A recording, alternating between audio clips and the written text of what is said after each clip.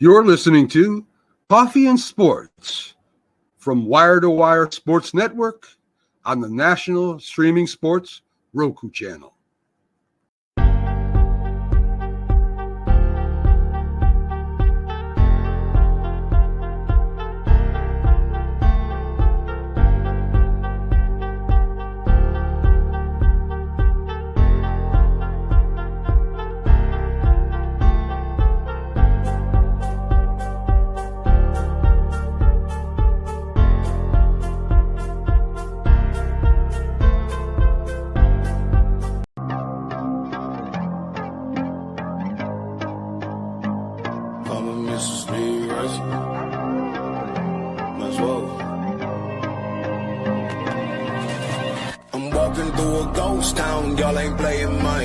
Don't tell me to calm down, don't tell me to calm down. Only time I go backwards is when I wanna moonwalk. Don't test me, my mood wrong, don't test me, my mood wrong. We are who we say that we are. You were lost in the stars, and it's all from the start. Never running no pace, never on the right page. But we still read that book, and we still run that race. Mississippi Racer riding out, no shortcuts, no time for that. Mississippi Racer riding out, till the wheels fall off, I'm driving that. Mississippi Racer riding out, we'll stop burning, strike the match. Mississippi Racer riding out, red light, green light, red light, good night.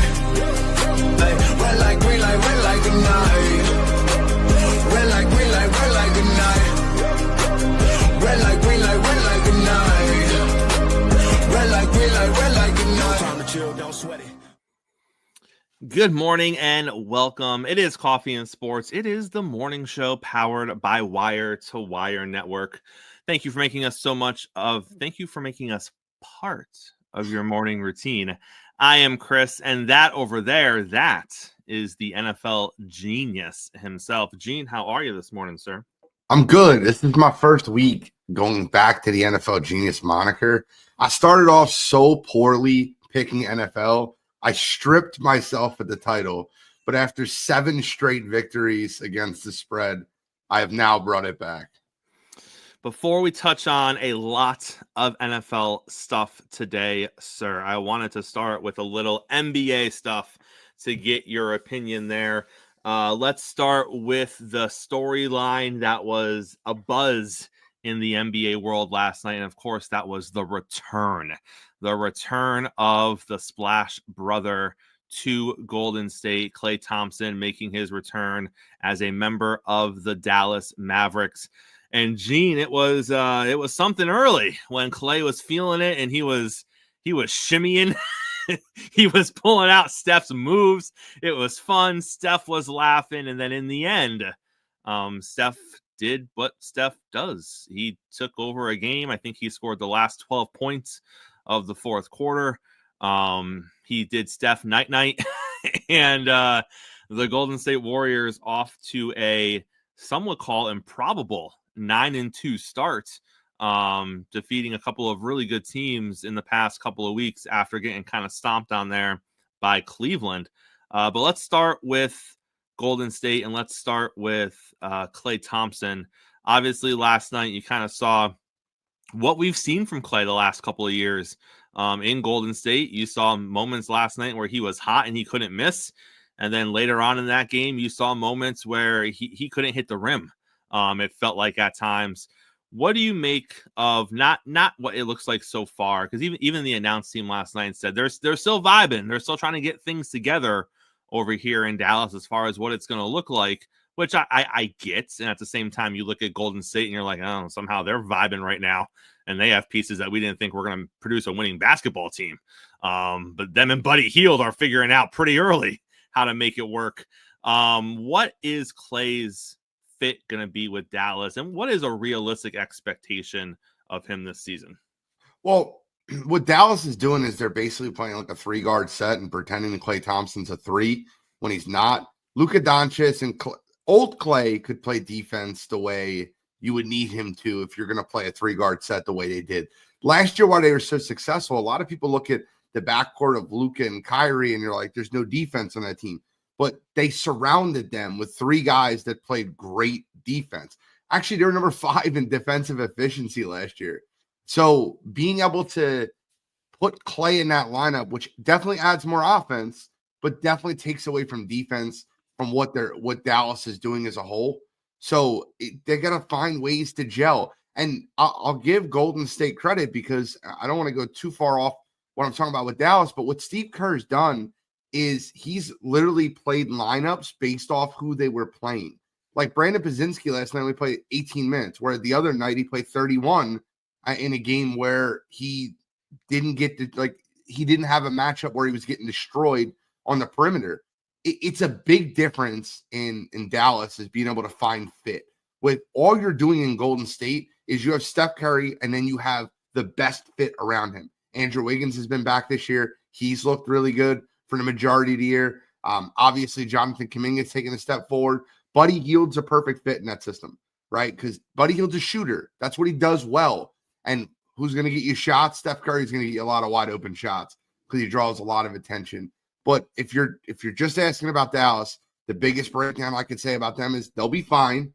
Give them time, let them adjust. And if their coach is as good as I think he is, then we'll be in a situation where we look at Dallas as a mid-tier playoff team. Gene, let's talk a little bit about the Eastern Conference right now. As we sit this morning, there are only 2 teams in the Eastern Conference who are actually over 500. There are 2 teams in the Eastern Conference who are at 500. 3 teams are at 500, the Magic, the Pacers, and the Knicks. And the rest of the conference is under 500. I get it. We're only 11 or 12 games into the season, but you ask the same question in the Western Conference, and there's 11 teams in the Western Conference who are at 500 or better. Is this a situation where fast forward 3 months from now, we're going to be looking at it and saying, okay, calm down, Chris, there's 8 teams or there's 9 teams in the Eastern Conference who are actually good and playoff contenders? Or is this a situation where you're looking at it early and saying Cleveland's really good, Boston's really good, and then there's a big drop off between them and the rest of the competition? And let's not forget, and let's be fair, the 76ers are decimated right now. They don't have their players. The 76ers are putting out a G League team on the floor essentially because they're not playing the players that they should be playing due to injuries and other situations.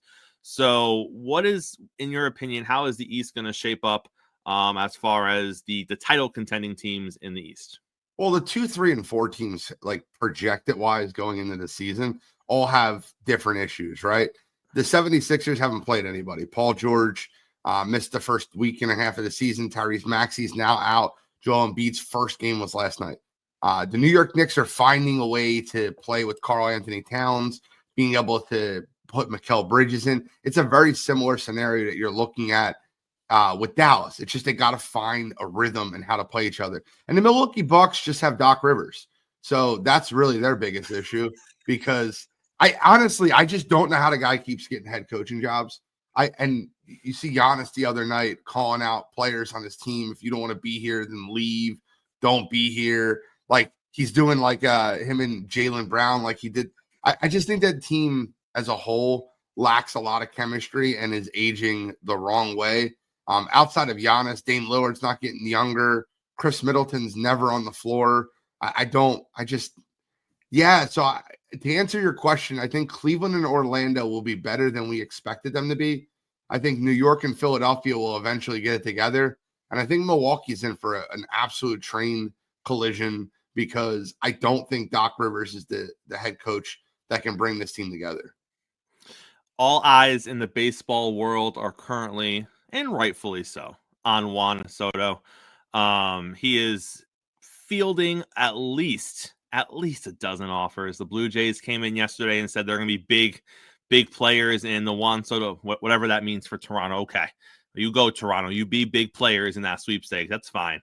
But the numbers are starting to get thrown around, Gene. We're hearing that he might be looking for a 13 to 15-year deal.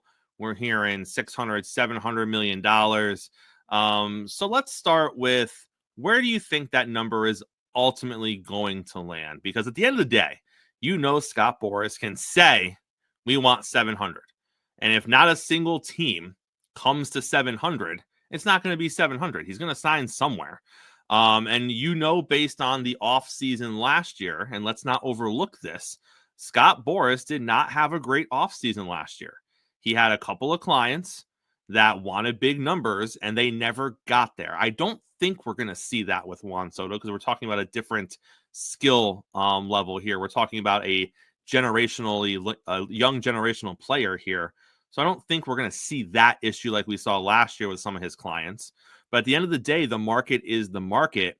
And if you want 700 million and the 4 or 5 teams that are bidding the most are at 650, they're not going to just come up to 7 because you want them to. Like, they have to be outbid by someone. They got to feel like someone else is going to go there.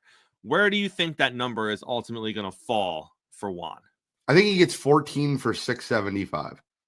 It's about 48 and a half a year, which is way more than I would ever pay for them. I hope the Phillies are far out on this sweepstakes.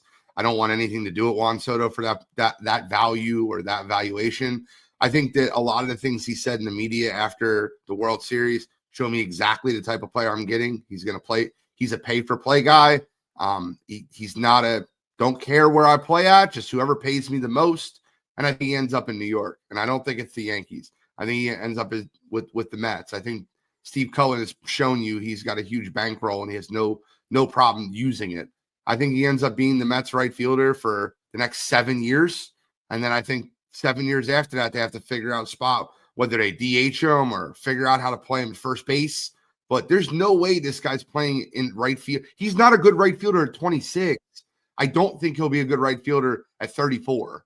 And I think that you have to find a way. See, the Phillies got lucky. They found a way to put Bryce Harper at first, and they're going to extend his career. But when you sign a guy to a 13, 14, 15-year contract, you have to find a spot for him to fit. Where Shohei can pitch, Shohei can hit DH for you. He can do multiple things. I don't know what Juan Soto can do outside of hit at an efficient level. He's not a good right fielder at all. If you look at his, it's crazy because we're talking about this on Wire to Wire, but if you look at his his distance, his tracking, he's in the bottom 14% of players of balls that he can get to. And that's at 26. Yeah, I mean, I think he was a great fit for the Yankees. And I think that he's a perfect fit in a combination in that lineup with Aaron Judge. And I think the Yankees will make him a very fair offer. I just think I just don't think Steve Cohen will be outbid, and I think they want him. Yeah, that's where I sit too. I don't think the Yankees are going to have the highest offer. I don't think the Yankees are going to have the most competitive offer. I think the Yankees are going to be kind of the middle of the market and that's what you've seen with the New York Yankees over the last 15 years. They look at the market, and if they really, really want you, they go slightly above what they think the market value for you is, and that's it. They don't go and they don't have an open checkbook anymore. They don't walk into the room and say, name your number, and we'll beat it by 10 million because we want you that bad. That's not what they do. That's intelligent too, Chris. I think that I agree.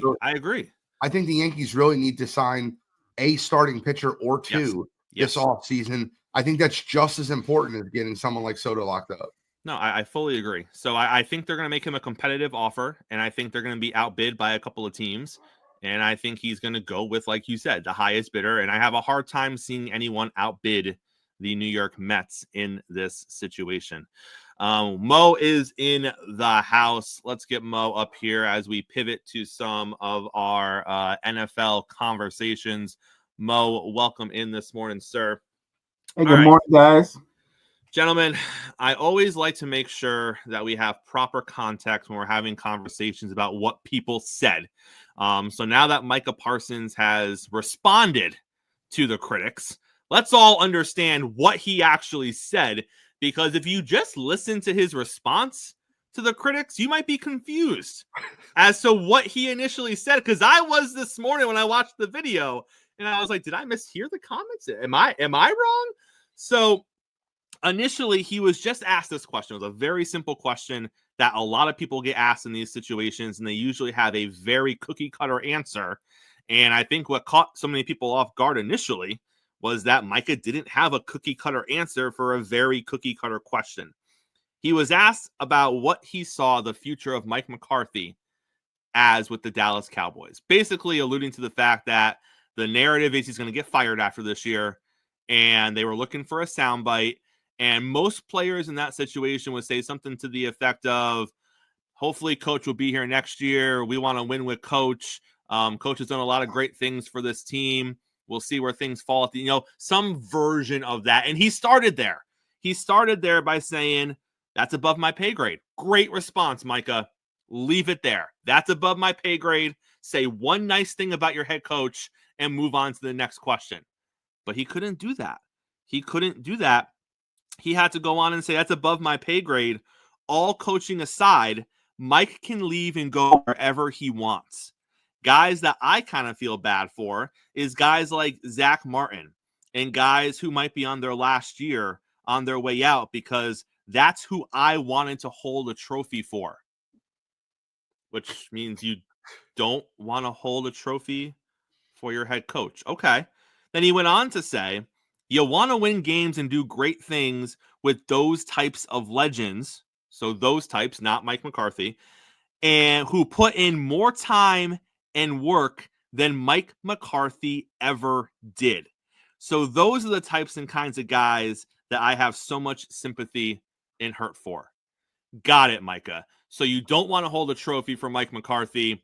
Everyone else on the team puts in more work and effort than Mike McCarthy, and those are the type of guys that you want to win championships for and play Super Bowls with. I thought that was pretty clear. So what happens? He gets shredded by every NFL outlet the following day, and then he goes on his podcast yesterday to address it, and all he talks about is the fact that he said it's above my pay grade. And then he goes on to shred the analyst. He tears apart Woody and makes it personal. He tears apart Rex Ryan and says Rex just wanted to coach the Dallas Cowboys. And when he makes comments like that, imagine what he would do to Dallas if he was here making nonsensical comments like that. Gene, what is going on in Dallas? What is going on? I'll tell you right now, I'm going to make a bold prediction, very bold prediction. Micah Parsons will not be the highest paid NFL player in NFL history when he signs his contract. He will not reset the market, and his podcast is the reason why. And every time this guy talks, he shows me why I don't want him in Philadelphia. I don't care how talented he is. He is a very polarizing player in which he doesn't even remind you a lot of like the way Terrell Owens was, like very just outspoken, said a lot of the wrong things, did not have the right comments. And now in this social media era where he has his own podcast, I think he actually really hurts his value as a whole. Micah Parsons, the Dallas Cowboys, there's obviously issues there. This was a lame duck season for for Mike McCarthy as a whole. But for them to sign Dak Prescott and CeeDee Lamb the week before the season, and then Micah Parsons just last week was talking about how, well, that's an issue. You'd like to have your star players signed before the week of the season so we can prepare for the season. And then this week he's talking about his head coach. It's a terrible look. Why would I give that guy the keys to my franchise? Why would I give him the face of the franchise? And I think that a bad organization is going to give him a lot of money, and he's going to be a very excellent defensive player for a bad team for a lot of years. Mo, most organizations in the NFL would look at someone like Micah Parsons and maybe they would do it behind closed doors, but there would be a conversation of the podcast has got to go off season. It's gonna turn into an off season show, or you're not going to be seeing the field during the regular season. And they're going to make it a very clear cut distinction of what's going to happen with the Micah Parsons show. We kind of saw that a little bit with Draymond. There was a point a couple of years ago where Draymond's podcast was becoming a distraction to the Warriors, and the tone of his podcast changed. And there were rumors as to what exactly was said and how it was presented. But what you can't deny is the tone of his podcast changed during that season, and it wasn't nearly as controversial as it had been the few weeks prior to that. But Mo, how can you expect that from the Dallas Cowboys when their owner does the same exact thing every single week, when he goes on his own radio show and says nonsensical things, throws his quarterback under the bus, throws his head coach under the bus, throws his offensive coordinator under the bus? just, however Jerry Jones feels that week, he spouts off at the mouth and basically does what Micah Parsons is doing. I look at the Dallas Cowboys and it starts at the top, right? There's a lack of leadership and a lack of accountability in the organization. As gifted a player as Micah Parsons is, I don't think the way that he expresses himself, I wouldn't call that leadership. He definitely says what's on his mind, but it's not leadership. And look, whatever you think of Mike McCarthy in his tenure in Dallas, in the bigger picture, when you look at his career, he's actually been a very good head coach. I'm just saying his win-loss record is as good as most. And he's also a winning head coach. I'm looking at Micah Parsons, and to me, he seems more interested in being a podcaster than a player. He's said a lot for a year in which he hasn't done anything. He hasn't played. He's been a non-factor. He's been the opposite of a leader or a good teammate. And I think it's low-hanging fruit to throw the coach who was in his lame duck season over the, you know what I mean? To throw him out the boat. Everybody knew anything short of them going to a conference championship and Mike McCarthy was probably going to be out the door. So that they're having a subpar season, it's easy to attack Mike McCarthy. But again, that says more about Micah Parsons, not the player, but the man, than anything else. I think Gene is spot on. They're going to sit down in negotiations. Jerry Jones going to be a true hypocrite and go, you got to do something about the podcast. You're talking too much. You're saying too many things. And and I guarantee you, Micah Parsons is going to be like, you talk too much. You say things. They're going to have that conversation. And at the end of the day, he will not reset the market. I promise you. Gene, another team in the NFL right now that you have to scratch your head and just wonder, what are we doing over there, is the Chicago Bears. The Chicago Bears, they finally made a decision, right? We've been wondering for a couple weeks. They've been saying general things. Everything's on the table. Very Cowboy-esque. Everything's on the table. Changes are going to get made. We got to fix this. This isn't acceptable. And you're like, great, what are you actually going to do? They came out and say, we're not benching the quarterback. And you're like, well, I certainly would hope not, because that's not what the quarterback needs right now. But they finally make a decision, Gene. They fire their offensive coordinator, Shane Waldron.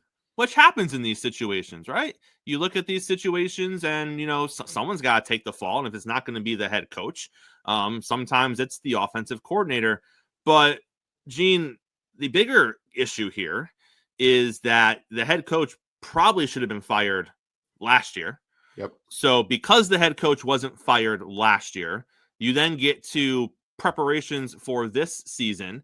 And let's be honest, Gene, there's a lot of smart, young, brilliant NFL minds in the NFL who don't need a smart, young, brilliant NFL mind to look at the Chicago Bears and go, damn, he probably ain't coaching here for more than a year.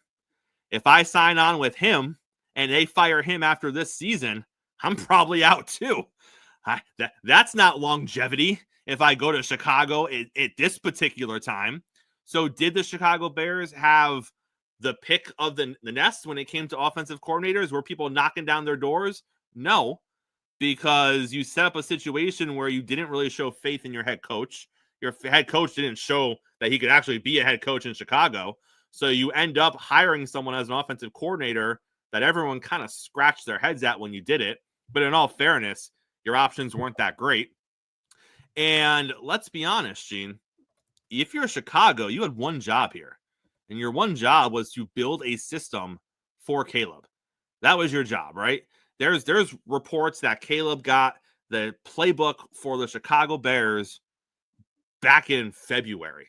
Like, it was known, at least from the Caleb Williams camp, early on, that he was going to be a Chicago Bear, despite all the smoke the Chicago Bears tried to blow up the arses of other people, saying, oh, we don't know who we're taking. Caleb had the playbook for months. They were prepping for him for months. And you look at where we are at this point, and they showed the numbers last week, Gene. It's the same exact place you were with Justin Fields.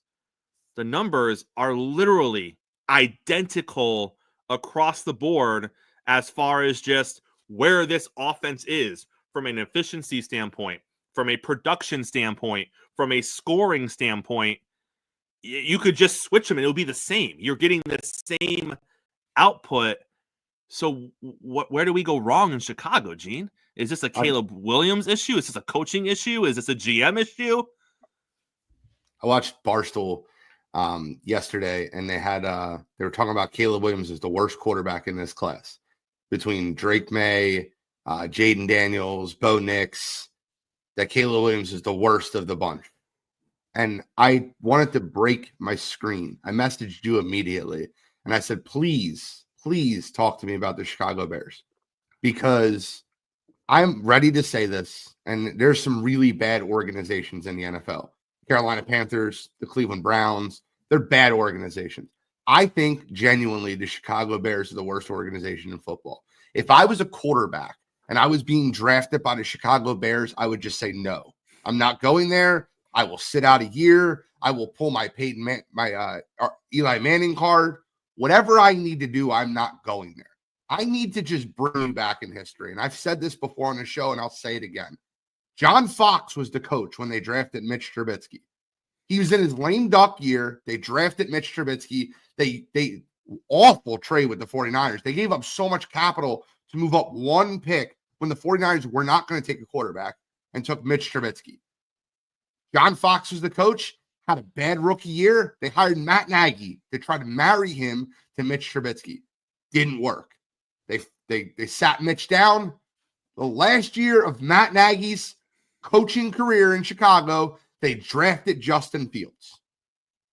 Justin Fields, 10th pick, 5 touchdowns in a college football playoff game versus Clemson. Battled toe-to-toe with Trevor Lawrence. Very heralded draft pick. Last year, Matt Nagy, offense still looks terrible. They fire their offensive head coach, and they draft the defensive coordinator from the Indianapolis Colts to be their head coach. And in that, they married Justin Fields to Matt Eberflus. Shane Waldron is the latest of the tragedies that's been happening. But Luke Getsy was their offensive coordinator for Justin Fields. DJ Moore is all but quit on the team because the guy that he played with last year, Justin Fields, and he was so adamant about playing with, they got rid of, and him and Caleb Williams aren't on the same page. So now we're going to fire Eberflus at the end of this year because the Bears are falling apart. He's in a lame duck year. He's not extended. We're going to fire Eberflus, and we're going to have another coach come in and marry him to Caleb Williams. And we have all these announcers and pundits. Caleb Williams is not a good quarterback.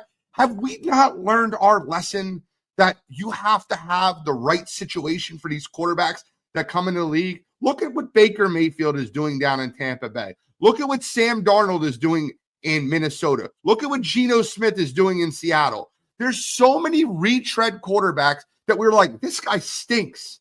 And then they go to a different situation where a coach goes, okay, this is how you should be used. This makes the most sense. This is an offensive playbook that makes most sense for your skill set. We got Dave Canales going to Carolina saying, oh, we're not going to build our offense around Bryce Young. He's going to fit into our scheme. It is absolutely mind-boggling. And Chicago, and we have pundits that are going, Caleb Williams is a bust. No, he's not. He's a very good and accomplished quarterback. But what you have is you have just such a failure of organizational leadership in Chicago that I don't understand how to explain. If I was a Bears fan, I would be like, what do you, like, if they don't go out there and pay Lincoln Riley every dollar they have in their bank account to get him to go coach Chicago because he's already worked with Caleb Williams, they're failing. They're failing. Bobby Slowick is CJ Stroud's offensive coordinator down in Houston. The moment D'Amico Ryan signed there and the moment they were going to draft CJ Stroud, they married Bobby Slowick with CJ Stroud, and they said, Bobby, we're going to give you a huge paycheck to be our offensive coordinator. This is what good football teams do, not this garbage that's going on in Chicago. And we're going to call another good quarterback a bust. And they overplayed their hand in the offseason with Justin Fields when everyone knew they were drafting Caleb Williams, and they had offered a third-round pick from Atlanta for him. Third-round pick for Justin Fields. They ended up selling him for a sixth to Pittsburgh. It's just a terrible organization. A terrible organization. I'm sorry to Caleb Williams. I'm sorry to Chicago Bears fans. You are looking at and I got Bears fans that message me and they're like, Caleb Williams is not a good quarterback. No, they're running a high school offense. That offense is embarrassing. You have Keenan Allen, DJ Moore, Rome Odunze. And by the way, last thing, and I promise, I know I'm going on a rant, but with the 9th pick in the draft, you went out and got yourself Rome Odunze, who's a very good wide receiver, when you had the worst offensive line in football last year. You have Keenan Allen, you have DJ Moore, you have Cole Kmet. What? Draft an offensive lineman to protect my number 1 overall pick quarterback? You cannot put lame duck coaches in a scenario to coach to win when you draft a quarterback number 1 overall. Your only job this year is to develop him. That's it. And when you have a coach that's coaching in his lame duck year, he's coaching for his job, so he's coaching to win. And that's not developing the quarterback. It's just inefficient. It's not working. And then you see things like this because the organization knows they're going to fire the coach at the end of the year. Yep. So they're not going to fire him now and go through putting an interim coach. Why bother? They know they're going to fire him at the end of the year. So what ends up happening? The offensive coordinator gets fired. The offensive line coach gets fired. The quarterback coach gets fired. Whoever's head can roll where the head coach thinks maybe this can be a spark. Maybe this can save my job here. Maybe I'll turn it around. All the while you're developing quote unquote quarterback is now being told we're going to do things this way. We're going to change up this system. We're going to install this when, to your point, Gene, they are already running something awful. They're already running a terrible offense that isn't developing their rookie quarterback. And now we're going to change it up. Now we're just going to start making them run new things they haven't run before. Now we're going to start different installs midway through a season where you have players looking around the talent on their team saying, we shouldn't be this bad. We're a decent team. We shouldn't be where we are. And there comes that point, Gene, where you know this, guys start saying, no, I'm not. That's where DJ Moore is, right? The man walked off the field. I don't care if he hurt his ankle or not. The man was running a route, decided, no, this ain't working. And he walked off the field and took a seat. Like, things are not going well. On the bench before the play was over. Yes. Yeah. And he goes, oh, I rolled my ankle. Why were you out there 4 plays later? And let's talk about that for a second. And what was the result of that? Nothing. Can you imagine if a player walked off the sideline for Bill Belichick or Mike Tomlin? He wouldn't get to the bench. If a Pittsburgh Steeler came off the field mid-route and started walking towards the bench, Tomlin would be there before he met the bench. But no, that's not what happened in Chicago. Absolutely incredible. Gene, before we get you out of here, a couple more things I want you to hit on. Let's go to Jacksonville real quick, the absolute train wreck that's happening down there. First of all, I don't think anyone predicted it would be this bad in Jacksonville this season. Say what you want, whether you're a Trevor Lawrence guy, you're not a Trevor Lawrence guy. Nothing has really gone right in Jacksonville. And it's interesting because you got 2 quarterbacks down there in Trevor Lawrence and Mac Jones, who statistically have ridden a very similar path over their NFL careers. As far as their numbers go, talent-wise, Trevor is above and beyond. I mean, if you just watch them play the quarterback position, Trevor Lawrence looks like a bona fide NFL upper tier starting quarterback. Mac Jones just doesn't from play to play. But this is a league where you're measured in outcomes and results, not in how you look doing it. Otherwise, there would be so many guys who put on shoulder pads and shorts that would be getting paid a lot of money because they look great doing that in the combine. What is next for Jacksonville and Trevor Lawrence? I'm not saying they're going to get rid of him. I'm not saying they're going to bench him. I'm not saying they should, but something's broken in Jacksonville. How are they going to fix that? And is Mac Jones, whether it be with Jacksonville or somewhere else, is he going to get another shot as a starter in this league when you see things like Geno Smith and Sam Darnold and Baker Mayfield, guys who all looked better elsewhere? And in fairness to Mac, he's looked decent at times as filling in for Trevor Lawrence. He looked terrible this week. No, this week he looked awful. Awful. But I think that after you watch that, Chris, you say to yourself, okay, it's probably not the quarterbacks that are the issue here. Correct. It's an organizational issue. And when Mac Jones was drafted, I was on Wire to Wire when we did our pre-show draft, and I said, he's like, you know who he is? He's basically a Drew Brees like quarterback. He needs to be in a Bo Nix style system that's happening with Sean Payton. That's where Mac Jones should have went. I say this all the time, and it's very, very rare that it doesn't come true. I want you to look at every warm weather college quarterback that goes to a cold weather team and look at their success. It doesn't happen often. Mac Jones did not have the arm strength to last in New England. It just never was going to work. He doesn't have it.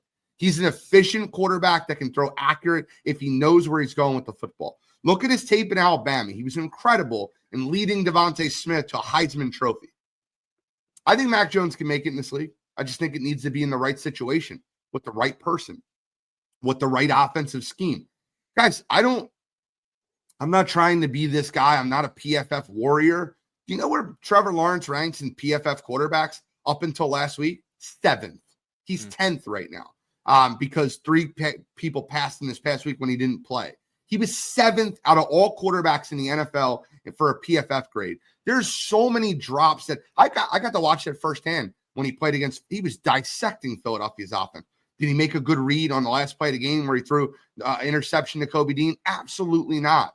But it's funny. He gets an interception like Trevor Lawrence with an interception. But if you don't watch the game, you didn't realize it hit Travis Etienne directly in the shoulder pad, and it popped off his shoulder pad into an Eagles hand. If you didn't watch the game, you didn't realize that he hit a guy directly in the hands that popped off his hands into a defender's hands for an interception.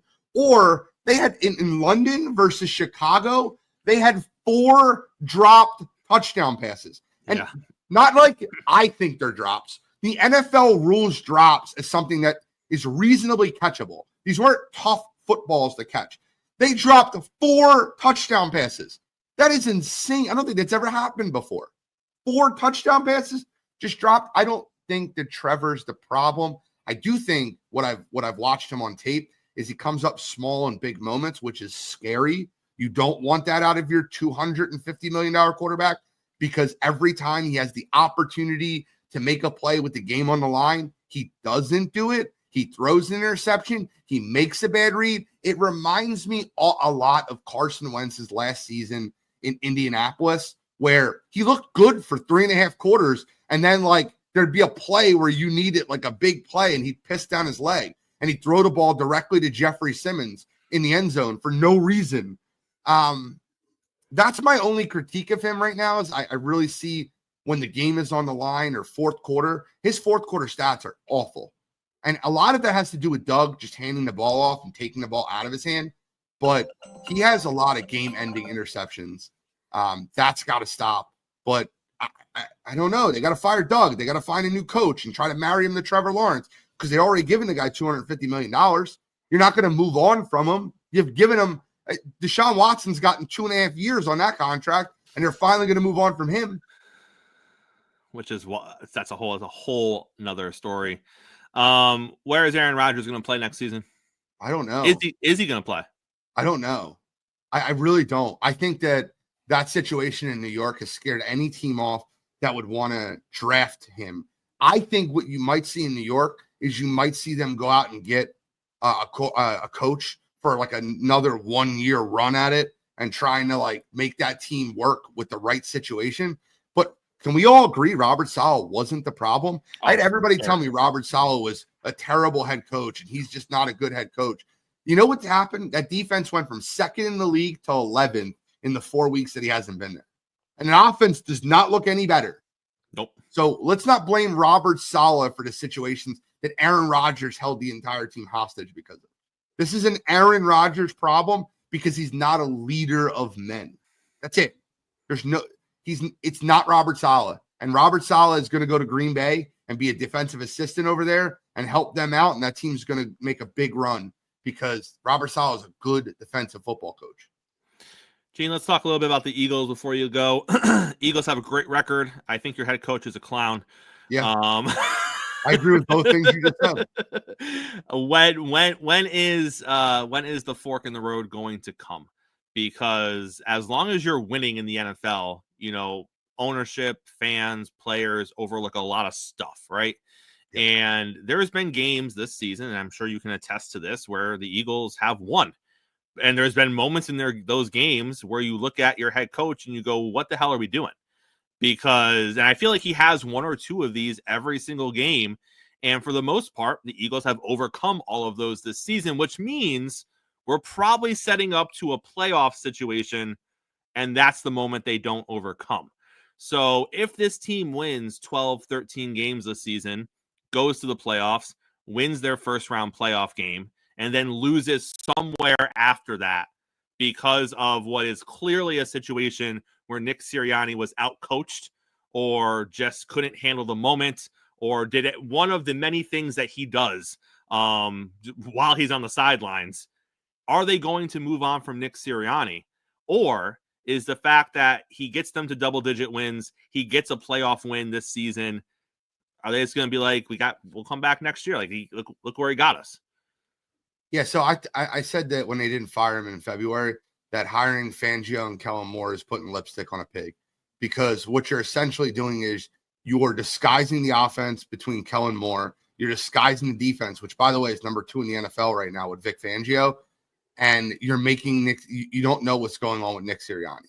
And with Nick Sirianni, I don't know what he does. And I covered the Eagles. I don't know. All he does is make terrible decisions, right? They're 4th down and 1. Let's go for it. Let's just do that. But did he call the play that had Jalen Hurts rolling out on 4th and 1 for no friggin' reason when you're up 6 points versus Jacksonville and a field goal makes it 9 points? I don't know if he called that play. I think it's a terrible idea not to kick the field goal and go up 2 possessions. I think any person in the world would have gone, oh, well, we're up 6. And if we add 3 to that, that puts us up 9. And that would be 2 possessions. Nope, let's go for it. I don't understand what the logic behind some of the moves that he makes. But what's going to happen to Philadelphia, and I'll make it very clear. They have, in my opinion, they have the most talented roster in football. I think they have the best roster in football. That's better than Detroit, better than Kansas City. I think they have the best roster in football. Do I think they're the best coach team in football? Absolutely not. I think a big injury or first of all, a big injury is bound to happen in Philadelphia. It's everywhere. It happens everywhere in the NFL. Someone loses someone of value. The Philadelphia Eagles have been very lucky in that sense where no one really big has been lost for the season. But I think a big injury or a piece of adversity or a bad playoff mistake will lead to the demise of Nick Sirianni. I'm telling you right now, I'll sit here on this show with them 7-2, November 13th. I still don't think he coaches opening day next year. I still don't think that, because I think he will make a mistake or that something of an adversity thing will happen and they can't overcome it. That locker room is held together by straws. It is not held together by anything of stability. The only reason they look like they're rolling right now is because they're winning.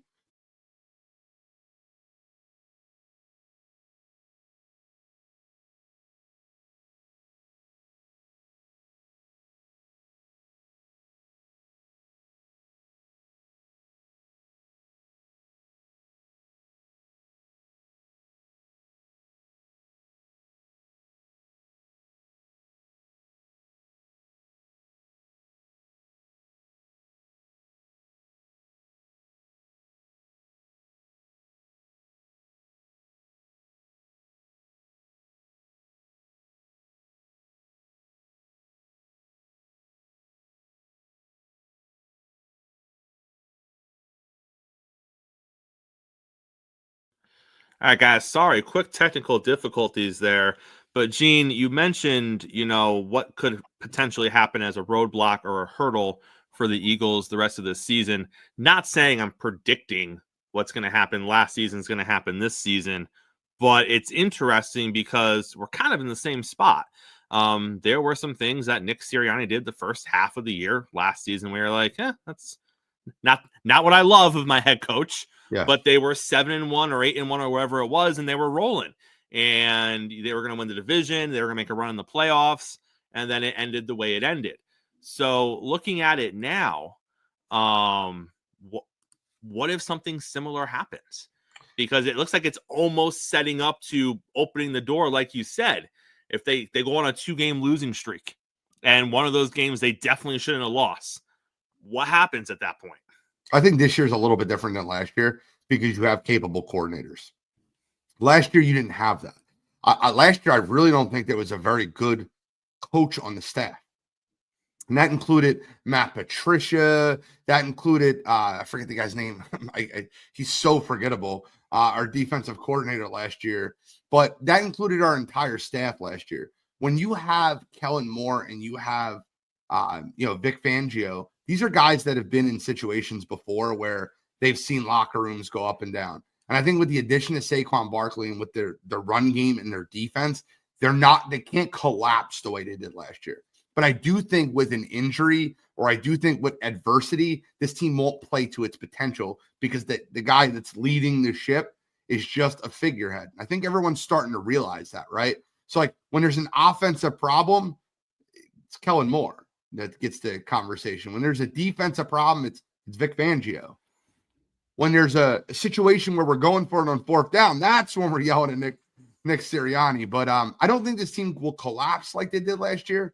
But like if you get into a situation where you're going up against Detroit in a playoff game, I have a lot more confidence in Dan Campbell, Ben Johnson, and Aaron Glenn to get it done than I do with Nick Sirianni, Kellen Moore, and Vic Fangio.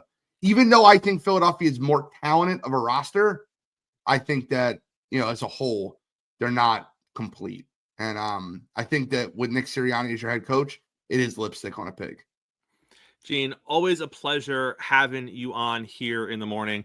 Guys, Mo and I will be back here same time, same place tomorrow morning, making all of our NFL picks for the week. Gene, before we get you out of here, what's happening on Wire to Wire Sports tonight? Got a lot. NFL, college football is getting heated up. You got a UFC card, John Jones making his return versus Stipe Miocic. And then we're going to give our War Games predictions of who the 5th member is going to be. So that should be fun. I think as a whole, the WWE is in a really fun spot. So being able to talk about it on multiple broadcasts is fun. So we'll talk about that. And we have trivia. It's me versus Cottrell tonight. I took down Shao last week. You forgot to mention the big watch party for the Tyson fight. Is that not on the... Oh, God, I forgot about that. I'm so... It's funny. I will watch it. Everything in my being is going to be so annoyed watching a 58-year-old Mike Tyson get beat up by a 28-year-old boxer. I don't know if those ages are correct. But my point being is I hope Tyson knocks him out. I hope that you see that old Tyson, but whatever. Gene, we appreciate you, and we'll see you tonight on Wire to Wire, sir.